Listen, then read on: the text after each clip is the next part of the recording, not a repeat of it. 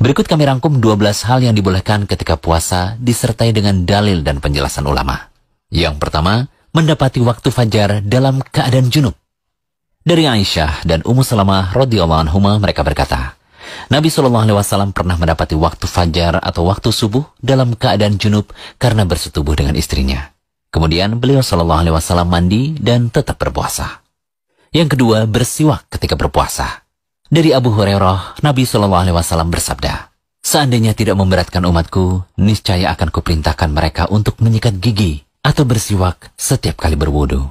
Hadis ini dikeluarkan oleh Bukhari dalam kitab sahihnya secara mu'alaq atau tanpa sanad. Dikeluarkan pula oleh Ibnu Khuzaimah dengan sanad lebih lengkap.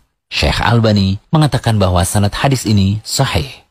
Imam Al-Bukhari membawakan hadis tersebut dalam judul bab siwak basah dan kering bagi orang yang berpuasa.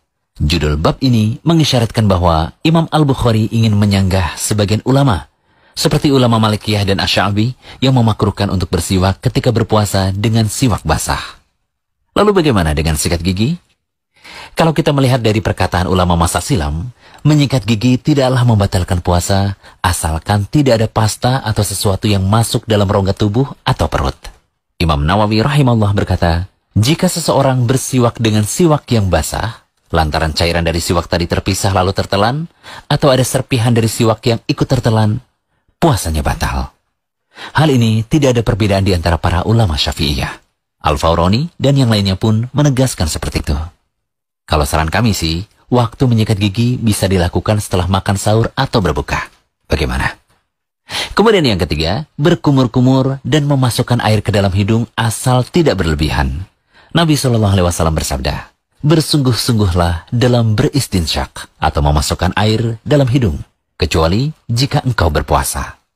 Ibnu Hajar rahimahullah mengatakan, jika dikhawatirkan sehabis bersiwak terdapat sesuatu yang basah di dalam mulut, seperti sesudah berkumur-kumur dan masih tersisa sesuatu yang basah di dalam mulut, maka itu tidak membatalkan puasa, walaupun sesuatu yang basah tadi ikut tertelan.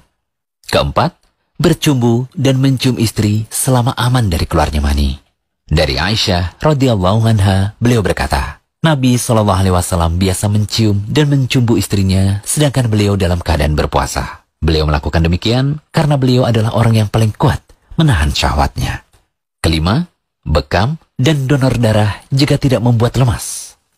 Dari Ibnu Abbas radhiyallahu anhu berkata bahwa Nabi SAW berbekam dalam keadaan berihram dan berpuasa.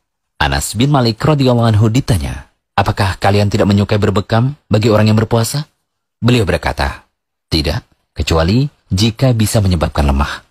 Imam Asy-Syafi'i mengatakan, jika seseorang meninggalkan bekam ketika puasa dalam rangka kehati-hatian, maka itu lebih aku sukai. Namun jika ia tetap melakukan bekam, aku tidak menganggap puasanya batal. Yang keenam, mencicipi makanan selama tidak masuk dalam kerongkongan.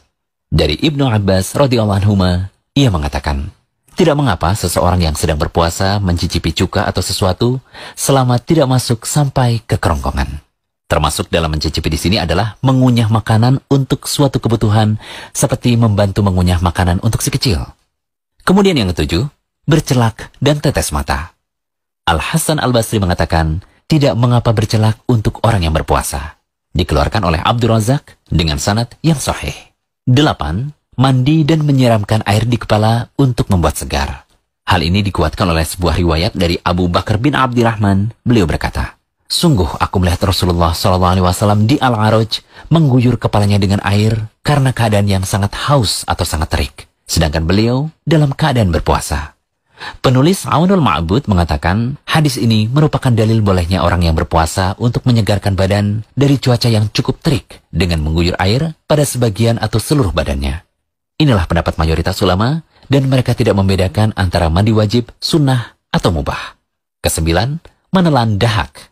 Menurut madhab Hanafiyah dan Malikiyah, menelan dahak tidaklah membatalkan puasa, karena ia dianggap sama seperti air ludah dan bukan sesuatu yang asalnya dari luar. Kesepuluh, menelan sesuatu yang sulit dihindari, seperti masih ada sisa makanan, atau seperti darah pada gigi yang ikut pada air ludah dan jumlahnya sedikit serta sulit dihindari. Maka seperti ini tidak mengapa jika tertelan. Namun jika darah atau makanan lebih banyak dari air ludah yang tertelan, lalu tertelan, maka puasanya jadi batal. 11. makan minum, atau berjima dalam keadaan lupa. Dari Abu Hurairah radhiyallahu anhu, ia berkata, Rasulullah SAW bersabda, barang siapa yang lupa, sedang ia dalam keadaan puasa, lalu ia makan atau minum, maka hendaklah ia sempurnakan puasanya. Karena kala itu, Allah yang memberi ia makan dan minum. Ke-12, muntah yang tidak sengaja. Dari Abu Hurairah radhiyallahu anhu, Nabi SAW bersabda, barang siapa yang muntah menguasainya, atau muntah tidak sengaja, sedangkan ia dalam keadaan puasa, maka tidak ada qadha baginya. Namun apabila dia muntah dengan sengaja, maka wajib baginya membayar qadha. Nah, itulah hal-hal yang masih boleh dilakukan saat puasa dan tidak menyebabkan puasa kita batal. Semoga bermanfaat.